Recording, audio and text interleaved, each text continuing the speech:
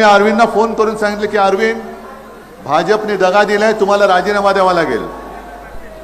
अरविंदने एकही प्रश्न विचारला नाही, फक्त येस सर फोन ठेवला आणि जाऊन मोदींच्या तोंडावरती राजीनामा फेकून आले. दुसरे अनिल देसाई, त्यांच्याही समोर 2014ला मंत्रिपदाचं पान वाढलेलं होतं, पण त्याही वेळेला भाजपने दगाबाजी केली. समोर दिसत असलेलं मंत्रिपद नाकारून अनिल देसाई परत आले. संजय राऊतांच्या नादी कोण लागतच नाही, त्याच्यामुळे तो काय प्रश्नच नाही. पण कैलास जेव्हा 2022ला या गद्दार शिरोमणींनी पहिल्या प्रथम जेव्हा आपल्याला फोडाफोडीच्या राजकारणामध्ये गुंतवलं, सगळ्यांना गाड्यात भरून घेऊन चालले होते गुजरातला त्यांच्या माहेरी, तेव्हा कैलासने मला फोन करून सांगितलं की साहेब, मी आम्हाला कुठे नेतात कळत नाही, पण मला जायचं नाहीये. संधी साधली, कैलासने गाडीतनं उडी मारली आणि चालत चालत किती किलोमीटर कैलासाला, कैलासलाच पाहिजे. मग तिकडनं त्याला परत आणण्यासाठी मी मुख्यमंत्री होतो, व्यवस्था केली. आणि कैलास सुद्धा त्यावेळेला समोर सगळं वैभव दिसत होतं, खोक्याची राशी पडल्या होत्या, पण त्या लाथाडून कैलास परत आलेला आहे. तसंच प्रवीण स्वामी सुद्धा आपले. ही सगळी माणसं ही जीवाला जीव देणारी खरी माणसं आहेत. कारण हे भाग्यात असावं लागतं, हे लाभण्यासाठी भाग्य असायला लागतं. नुसता विकास निधी काय साठायचा विकास निधी? नुसता पैशाचा ढीग पडला पण प्रेम नाहीये. आम्हाला हरामाचा एक सुद्धा पैसा नकोय. ज्याला हरामाचा पैसा पाहिजे होता तो तिकडे गेलेला आहे, तो गद्दार झालेला आहे. पण इकडे माझ्या कष्टाचा पैसा, कष्ट करून कमावणारा पैसा कमवणारा माझा शेतकरी आणि सारासुरा शिवसैनिक बसलेला आहे. आणि मला आठवतंय, मी या गद्दाराच्याच सभेला आलो होतो. सभा तुडुंब होती, तुम्हीच सगळी लोक होतात. आणि सभा संपल्यानंतर एक साधा शेतकरी, कैलास तू होतास तेव्हा, प्रवीण स्वामी तुम्ही पण असाल, एक साधा शेतकरी एक बटवा घेऊन आला आणि मला म्हणाला की साहेब, माझ्या हस्ते एक मला निधी द्यायचा आहे. त्यालाच आता विचार करा, समोरनं पैशाचा पाऊस पडत होता, आता बाहेर पाऊस पडतोय, तसा पैशाचा पाऊस. शिवसेनेला हरवण्यासाठी यांच्याकडे माणसं नाही आहेत, पैसा अमाप आहे. जरा थांबा, नाही तर तुम्ही बोला, नाही तर मी बोलतो. जरा थांबा जरा. पैशाचा पाऊस पडत असताना एक शेतकरी त्याच्या कष्टाचे काय पैसे असतील त्याच्यामध्ये, ते पैसे त्याला देत होता. म्हणजे केवढं प्रेम होतं त्या एकेका पैशाला. यांच्या हजार कोटीची किंमत होती. शेतकऱ्याच्या कष्टाचा 1 रुपया म्हणजे गद्दारांच्या 1000 कोटीपेक्षा जास्त पैशाची किंमत त्या शेतकऱ्याच्या पैशाला आहे. आणि मग भाषण काय देत होता, माझा मोबाईल नंबर घ्या. अरे मी स्वतः नंतर फोन केला, मग मी कैलासला फोन केला, अरे मी नंबर फिरवतोय, फोनच उचलत नाहीये, करायचं काय? आणि मग त्यांचंच भाषण आहे. ओमच बोलला होता की दादानो, आपण खंडोजी खोपडेचं नाव घेतल्यावर तुम्ही काय बोलता, सूर्याजी पिसाळचं नाव घेतल्यावर काय बोलता. मग आता मला सांगा, 400 वर्षे झाली त्यांच्या कपाळावरचा गद्दारीचा डाग पुसला जात नाही, हे केव्हा पुसणार हो? आता याच्या कपाळावरचा डाग कधी पुसणार? मला असं वाटलेलं की एक खरंच मला अभिमान होता. जसं काल मी आज सकाळी परभणीमध्ये होतो, परभणीमध्ये सुद्धा त्यावेळेला आज संजय राऊतने त्याचंही बारसं करून टाकले. बंडूचं नाव त्यांनी ठेवलंय, काय ठेवायचं ते. तर परभणीमध्ये एका बाजूला माझा खासदार होता, एका बाजूला आमदार होता. तसंच चित्र इकडे होतं, एका बाजूला कैलास होता, दुसऱ्या बाजूला हा होता. आणि सगळ्या या गद्दारीच्या राजकारणामध्ये म्हटलं रे 2 वाघ आहेत माझे. पण मला कुठे माहिती आहे की वाघाचं कातड पांघरलेला हा लांडगा होता, हे आत्ता मला कळतंय. आणि खरंच आता संजय राऊत तुम्ही जे बोललात, गेले 4 दिवस मी आता कैलासला सांगत होतो, एकेकांची प्रकरणं जी कानावर येत आहेत, अंगावरती काटा येतो. बापरे, आपण कोणाला पोचलो होतं? कोणतरी मला विचारेल, पत्रकार म्हणतील का हो तुमच्याकडे होता तेव्हा तुम्हाला माहित नव्हतं? खरंच माहिती नव्हतं. कारण हे आत्ताची जी काय प्रकरणं मला कळतायत, तर समारांचे कुटुंब इकडे आलेत, त्यांना मी भेटणार आहे आणि त्यांना वाऱ्यावरती आम्ही सोडणार नाही, अजिबात सोडणार नाही,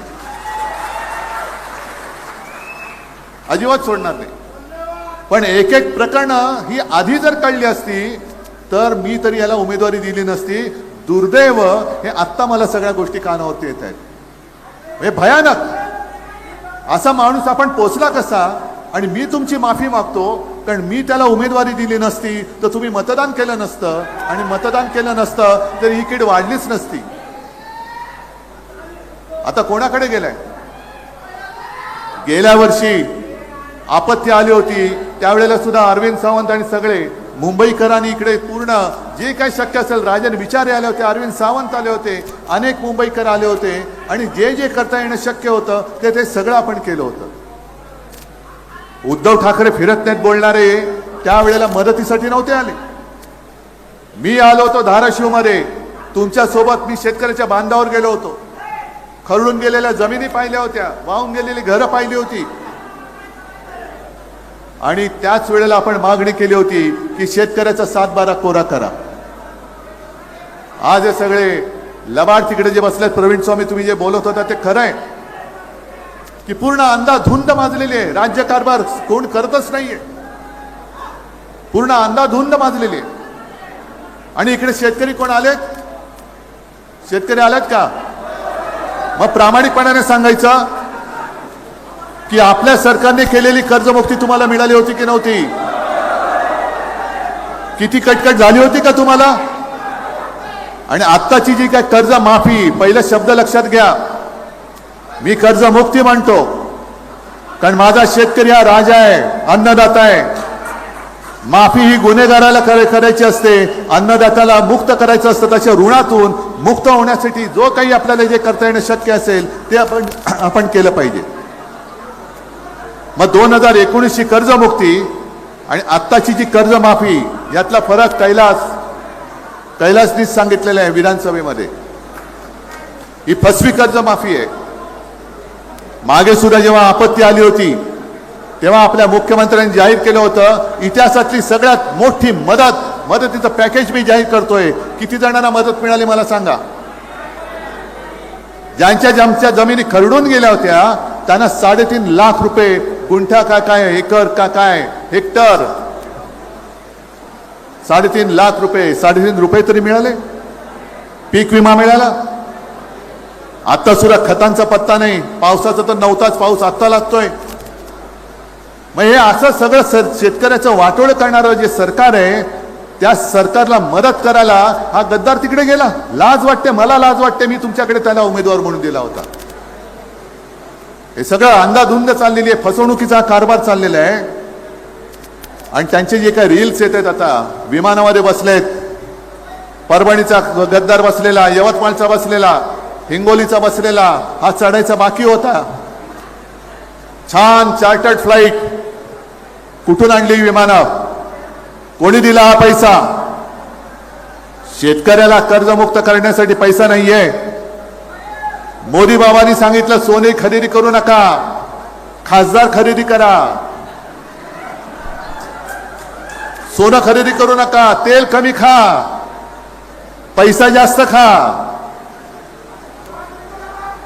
हा सगळा असा खरंच उभं घालणारा आणि चीड आणणारा कारभार बघितल्यानंतर हे वाटतं तेवढं षडयंत्र सोपं नाहीये. यांची सत्ता तिकडे आहे, 2 वर्ष झालेली आहेत, बहुमत आहे ना. मग बहुमत असल्यानंतर सुद्धा तुम्हाला का अजून उद्धव ठाकरेचा तुम्ही पक्ष पळवलात, उद्धव ठाकरेचं चिन्ह पळवलात. पण तरी देखील मी नवीन चिन्ह घेऊन तुमच्या उरावरती माझे हक्काचे 9 खासदार बसवले होते. या धाराशिवकरांनी बसवला होता. मोदींचा चेहरा मी वापरला नव्हता, मी माझ्या स्वतःच्या वडिलांचा चेहरा वापरला होता. ही बिनबापाची पोरं ज्यांना बाप पळवावे लागतात ते दुसऱ्याचे बाप घेऊन मतं मागतायत, तरी देखील समोरून कोण निवडून आला त्यांना पैसे देऊन फोडतायत. ही राजकारणातली बिनबापाची अवलाद आहे, ही गद्दाराची कीड आहे. ही कीड आता आपल्याला गाडावी लागेल. हा महाराष्ट्र धर्म आहे. ही गद्दारी आई तुळजाभवानीच्या जिल्ह्यामध्ये झालेली गद्दारी आहे. जी मगाशी तुम्ही मला तलवार दिली, भवानी तलवार, अरे त्याच तलवारीने मोगलांची टक्कर देणारा आमचा छत्रपती शिवाजी महाराज होते. मग तेव्हा जर का शिवाजी महाराजांनी विचार केला असता, मोगलांची ताकद एवढी आहे की माझ्याकडे निधी नाहीये, गेले असते शिवाजी महाराज तर आपण राहिलो असतो आज जिवंत. विचार करा जरा, काय असेल तेव्हा निधी. मोगलांची प्रचंड फौज होती, हत्ती होते माजवलेले, घोडदळ होता, तोफदळ होता, घोडेस्वार होते, शस्त्रास्त्र होती, पैसा अडका सगळं काही होतं. आणि त्यांच्या विरोधामध्ये स्वाभिमान, स्वराज्य पाहिजे, मी गुलामगिरी करणार नाही, म्हणून आपलं दैवत उभं राहिलं. म्हणून आपण त्यांना देव मानतो. छत्रपती शिवाजी महाराज भवानी मातेचा आशीर्वाद घेऊन त्या मोगलांच्या समोर, औरंगजेबासमोर उभे राहिले होते आणि त्यांनी त्यांच्या नाकावर टिचून राज्याभिषेक करून आपला मराठ्यांचा छत्रपती तो राजा झाला होता. म्हणून ते आमचं दैवत आहे. पण तेव्हा जर का तलवार टाकली असती, हत्यार टाकली असती, विकास निधीसाठी मी औरंगजेबाकडे जातो आहे, हे जरा खाली बसा ना, थोडा आता जरा खाली बसा ना, जरा खाली बसा, तर आज आपण जिवंतच राहिलो नसतो.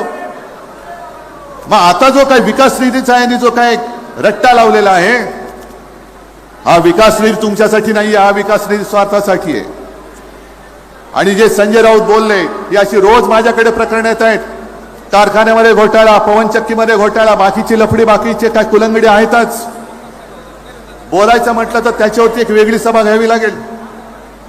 आणि तरीच मला एक गोष्ट आता आठवली की जेव्हा आपण खासदारांची बैठक घेतली होती, तेव्हा काही खासदारांनी कारणं दिली होती. यवतमाळचा खासदार बोलला, माझ्या मुलीला पाहायला पाहुणे येणार आहेत, सोयरीक जुळवायचे. म्हटलं नका येऊ. हे पलीकडचा गद्दार म्हणाला हिंगोलीचा, माझा पोरगा निवडणूक लढतोय, नका येऊ. हा इथला बोलला, माझा मुलगा हॉस्पिटलमध्ये आहे पुण्याला, म्हटलं नका येऊ. एक शिर्डीचे आहेत, त्यांची पत्नी आजारी होती, म्हटलं नका येऊ. पण जेव्हा व्हिडिओमध्ये सगळे दिसायला लागले, तेव्हा मी इथल्या ओमला विचारलं, अरे म्हटलं ओम, तुझा चेहरा बरोबर दिसत नाहीये, काय तणाव आहे का तुझ्यावर, का रात्री झोपलेला नाहीयेस? नाही, माझं सगळं बरोबर आहे, माझं काय बरोबर आहे सगळं. पण त्याच वेळेला माझ्या मनामध्ये पाल चुकली, याचा चेहरा साफ नाहीये, याचा चेहरा साफ नाहीये, याच्या मनामध्ये पाप आहे. आणि तुमच्या माहितीसाठी सांगतो, त्याला जपायचा मी शेवटपर्यंत प्रयत्न केला, खोटं कशाला सांगू, शेवटपर्यंत प्रयत्न केला. अगदी आदल्या रात्री, मध्यरात्री 1:30 वाजता, 1:45 वाजता कैलासला आणि वरुणला मी त्याला भेटायला पाठवलं होतं. आणि त्याला फोनवरती म्हटलं होतं की बघ ओम, मला ओमराजे पाहिजे, त्याला खासदार पाहिजे, निर्णय तू घे. मी माणसं जपणारा माणूस आहे. खासदार तर उद्या सुद्धा आपला निवडून तुम्ही आणणार आहात, खासदार तर 550 होतातच. पण मला माणूस, एक माणूस मला महत्वाचा आहे. पण आता हे सगळं कळल्यानंतर कळतं की अरे हा माणूस म्हणायच्या सुद्धा लायकीचं नाही, एवढ्याच्या सगळ्या भानगडी आहेत. काय करायचं, काय शेवटी एक व्रत घेऊन आपण पुढे निघालेलो आहोत. माझ्या शेतकऱ्याला त्याच्या हक्काचा हमीभाव मिळालाच पाहिजे, पीक विमा मिळालाच पाहिजे. आणि कैलास, तुम्ही जे काय आंदोलन घेताय, शेतकऱ्यांसाठी आंदोलन घेताय, एक तर मी येईन, नाही तर आदित्य आलं ते शिवाय राहणार नाही. जो शेतकऱ्याचा लढा असेल त्याच्यामध्ये आम्ही उतरल्याशिवाय राहणार नाही. कालच्या हिंगोलीच्या बैठकीमध्ये सुद्धा काही शेतकरी आले. शक्तीपीठ महामार्ग जातोय, शक्तीपीठ महामार्ग जातोय, शक्तीपीठ महामार्ग जातोय, आमच्या शेतीची संपूर्ण वाट लावून जातोय. शेतीची वाट लावणारच, कारण भाजपला आता कॉन्ट्रॅक्टर जीव फार मोलाचे झालेले आहेत. कॉन्ट्रॅक्टर म्हणजे मला याही गोष्टीची लाज वाटते की ज्या भाजपचे अख्ख्या देशात फक्त 2 खासदार होते, त्या भाजपला आपण बोट धरून महाराष्ट्रामध्ये मोठा केला. आणि बाबरीचा जो काही लढा उभारला होता, त्याच्यामध्ये शिवसेना प्रमुखांनी सगळं जे काही पाडण्याचं काम होतं, भाजपवाले म्हणाले होते की आम्ही नाही केले हे काम. तेव्हा शिवसेना प्रमुख म्हणाले होते की जर हे काम माझ्या शिवसैनिकांनी केलं असेल तर त्या शिवसैनिकांचा मला गर्व आहे. पण आता लक्षात येतंय जे भाजपवाले बेंबीच्या देठापासून बोंबलत होते की मंदिर वही बनाएंगे, मंदिर वही बनाएंगे, आता गेल्या 4 दिवसात त्याही बातम्या येत आहेत की त्या मंदिराची लूट चाललेली आहे. आले ना बातमी. जसं इकडे कधी कधी तुळजाभवानीची दानपेटीमध्ये लूट अशी बातमी येते, तसं राम मंदिराची लूट चालले. चांदीच्या विटा गायब झाल्यात. दिलेल्या लोकांनी दान ते गायब झालेलं आहे. काय काय नव्हतं केलं आपण. स्वतः शिवसेना प्रमुख सर्वत्र फिरले होते. ए बाबा त्याला काय लागलंय का बाजूला बघा, घेऊन जा त्याला. स्वतः शिवसेना प्रमुख सगळीकडे फिरले होते. शिलापूजन केलं होतं. शिवसैनिक तिकडे गेले होते आणि एक वातावरण पूर्ण भारावून टाकणारं वातावरण देशामध्ये झालं. हिंदुत्वाचं वातावरण निर्माण झालं आणि त्या हिंदुत्वाच्या वातावरणाचा गैरफायदा घेऊन भाजपवाले तिकडे सत्तेवरती आले आणि राम मंदिर बांधलं गेलं. राम मंदिर बांधल्यानंतर आता जी लूट चाललेली आहे, ही लूट बघितल्यानंतर मला असं वाटतं की आता नवीन बीजेपी निर्माण झालेली आहे. आधीचं नाव होतं त्यांचं भारतीय जनता पक्ष. ज्या बाबराने राम जन्मभूमीच्या ठिकाणी मस्जिद बांधली होती, आता हे ते राम मंदिर लुटतायत. म्हणजे बीजेपी म्हणजे बाबर जनता पार्टी झालेली आहे. आता बाबर जनता पार्टी ही सगळी फसवणूक चालली. म्हणून लक्षात घ्या तुम्ही आपण कशाला सामोरं जातोय. आहे या गद्दाराची हिंमत आहे उद्या लोकसभेत गेल्यानंतर राम मंदिर लुटणाऱ्यांना शिक्षा का दिली जात नाही हे विचारण्याचं धाडस हा गद्दार करू शकणार आहे का. जे धाडस आपले शिवसेनेचे खासदार करतील हे धाडस ह्या 6 पैकी एका तरी गद्दाराच्या अंगामध्ये आहे. बाकीच्या भाजपवाल्यांचं तर सोडूनच द्या. मी सकाळी सांगितलं तेच परत सांगतोय की ही शिवसेना का फोडतायत. कारण त्यांना महाराष्ट्र धर्म संपवायचा आहे. त्यांना मराठी माणसाची अस्मिता संपवायची. जे छत्रपती शिवाजी महाराजांनी आपल्या रक्तामध्ये स्वाभिमान भिनवलेला आहे, देशप्रेम भिनवलेलं आहे, ते यांना पुसून टाकायचे. आणि सगळं काही जे आहे होतं ते तर नेलंच, पण राहिलंय ते सुद्धा यांना गुजरातला न्यायचं आहे. लोकसभा निवडणुकीच्या वेळेला हा सुद्धा आपला एक प्रचाराचा मुद्दा होता. गेल्या 10 वर्षामध्ये इकडे धाराशिवमध्ये किती कारखाने आले, एक तरी कंपनी आले. सगळं काही गुजरात गुजरात गुजरात, सगळे कॉन्ट्रॅक्टर सुद्धा गुजरातला. मला तर कानावर आला नाशिकचा कुंभमेळा होतोय, त्या कुंभमेळ्याची कॉन्ट्रॅक्ट सुद्धा गुजराती लोकांनी देऊन टाकलेली आहे. म्हणजे महाराष्ट्रामध्ये एक सुद्धा स्वाभिमानी शिल्लक ठेवायचं नाही. आणि हा स्वाभिमान केव्हा संपेल, जेव्हा शिवसेना संपेल, जेव्हा ठाकरे संपेल, तेव्हा त्यांना इकडे मुक्तद्वार मिळेल. म्हणून ते एवढं करून सुद्धा ठाकरे संपत का नाही त्याच्यासाठी फोडाफोडी चाललेली आहे. ठाकरे का नाही संपत, कारण ठाकरे संपू शकत नाही. ठाकरे हिंदू हृदय सम्राट बाळासाहेब ठाकरे हे एकमेव हिंदू हृदय सम्राट.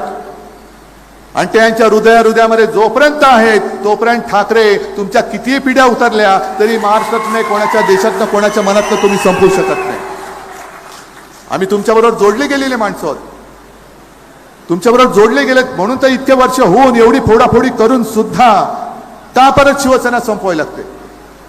40 आमदार फोडले, शिवसेना संपली. 9 खासदार आले, परत त्यातले 6 फोडले, शिवसेना संपली. मग हे काय समोर हे दिसते ते काय, ही खरी शिवसेना आहे.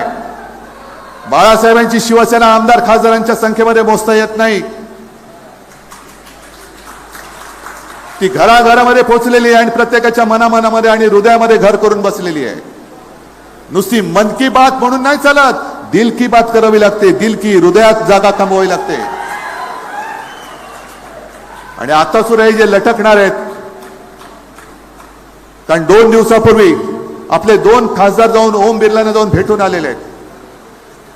त्यांना घटनेचं एक पुस्तक दाखवले, म्हणाले नाही माझ्याकडे आहे. मग त्याच्यामधला तो नियम दाखवलेला आहे. आता ते जे काय म्हणतायत 6 झाले, 9 पैकी 6 म्हणजे 2/3 झाले. आणि माझ्या कानावर जे आलं की यांचं कधीच ठरलं होतं, फक्त हा इथला जरा अडून बसला होता.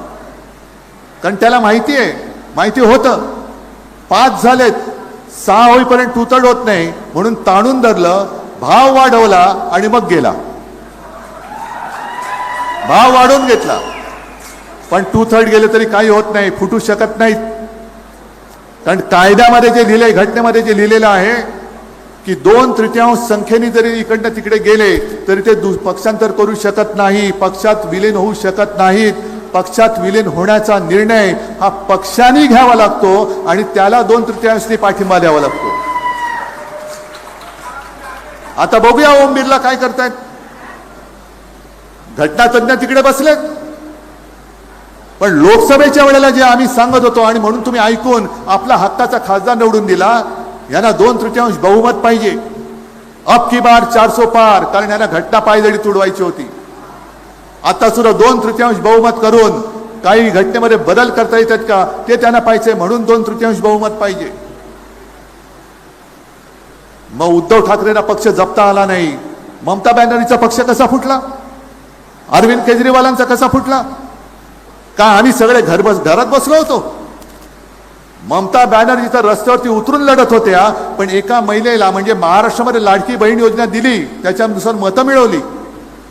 पण एक वाघीण ममता बॅनर्जी रस्त्यावरती उतरल्यानंतर 2.5 लाखापेक्षा जास्त फौज, सीमा सुरक्षा दल त्या बंगालमध्ये घुसवून यांना निवडणूक जिंकावी लागली. हे यांचं शौर्य.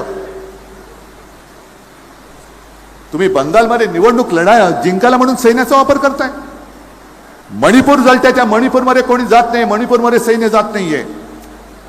12 वर्ष होऊन गेली, पाक व्याप्त काश्मीरमध्ये अजूनही हे पाऊल टाकायला घाबरतायत. अरे 2.5 लाख फौज तिकडे घुसवा आणि पाक व्याप्त काश्मीर आपल्यात आणा, मी तुम्हाला पहिला पाठिंबा द्यायला तयार आहे. गद्दारांची काय गरज आहे? कशाला पाहिजेत गद्दार? देशासाठी काम करा, मी तुम्हाला पाठिंबा देतो.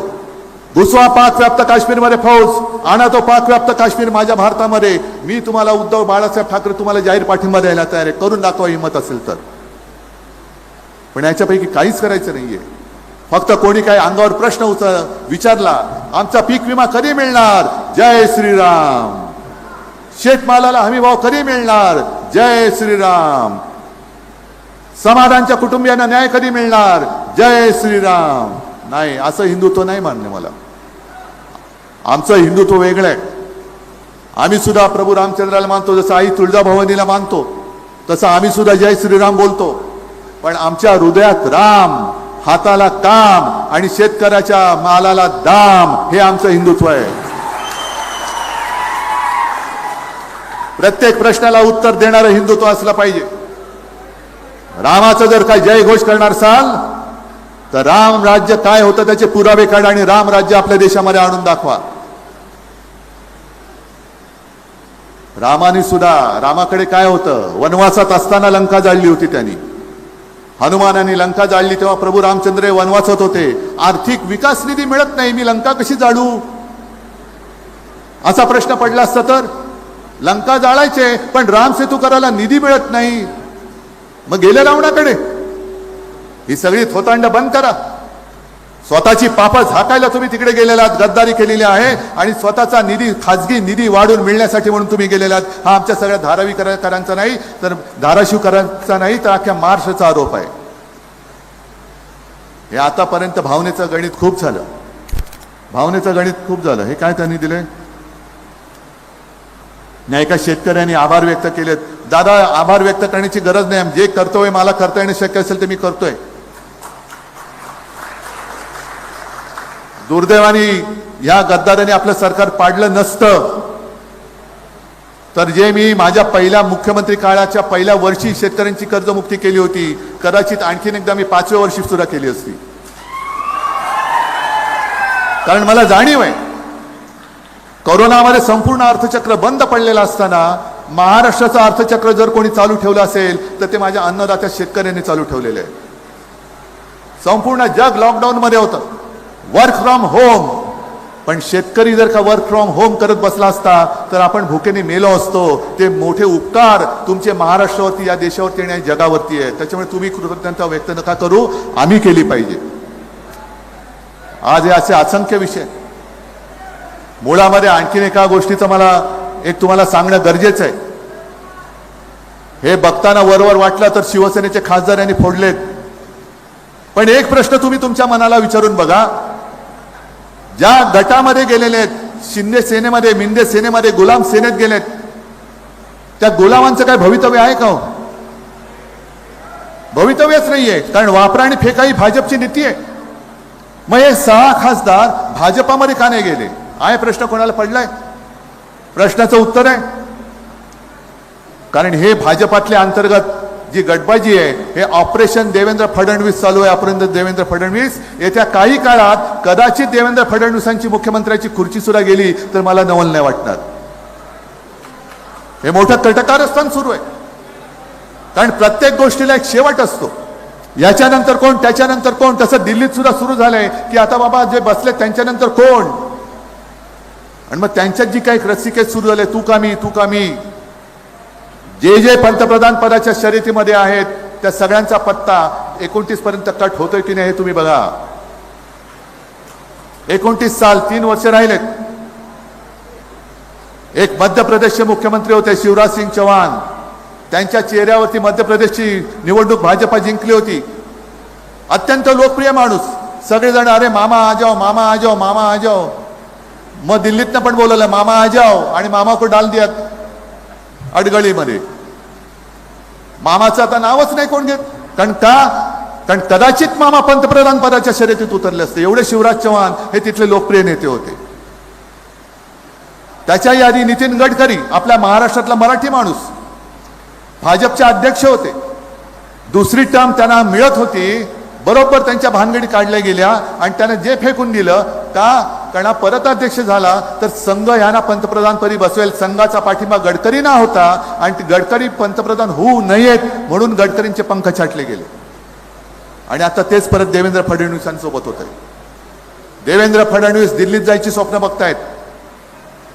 पंतप्रधान पदाची कदाचित बघत असतील, पण हा माणूस जर का आला तर संघ यांना सुद्धा पाठिंबा देईल आणि पंतप्रधानपदी माझा नंबर तट होईल आणि देवेंद्र फडणवीस बसतील. म्हणून देवेंद्र फडणवीसांना इथल्या इथे संपवण्यासाठी ही गद्दारी केली जाते आणि डायरेक्ट देवेंद्र फडणवीसांकडे खासदार देण्यापेक्षा बाजूला ठेवलेत की जेव्हा माझं नाव येईल तेव्हा ते देवेंद्र फडणवीसला पाठिंबा देणार नाहीत, मला देतील. अशी ही चाल आहे, अशी ही चाल आहे.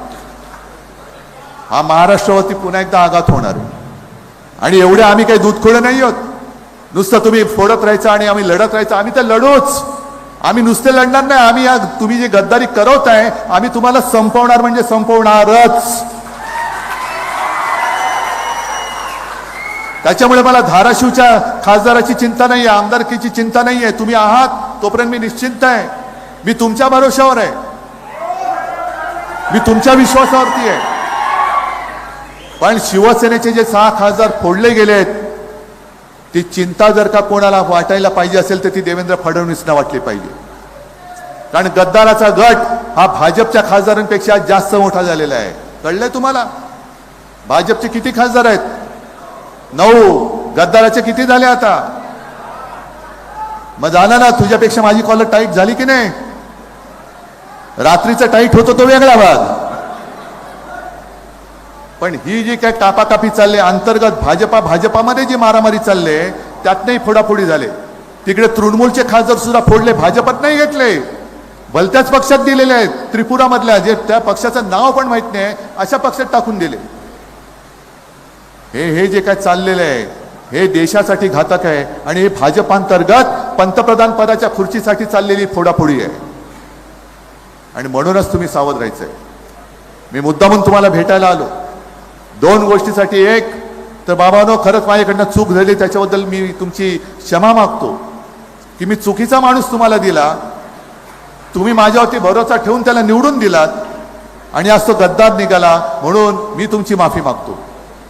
आणि दुसरा शब्द मी तुम्हाला देतो की मी त्या गद्दारावरती अवलंबून नाही. तुमचं माझं नातं थेट आहे. किती संकट येऊ द्यात, पण जोपर्यंत जीवात जीव आहे तोपर्यंत उद्धव बाळासाहेब ठाकरे हा तुमच्या सोबत आहे आणि तो तुमच्या सोबतच राहील, हे एक तुम्हाला वचन देतो आणि आपली रजा घेतो.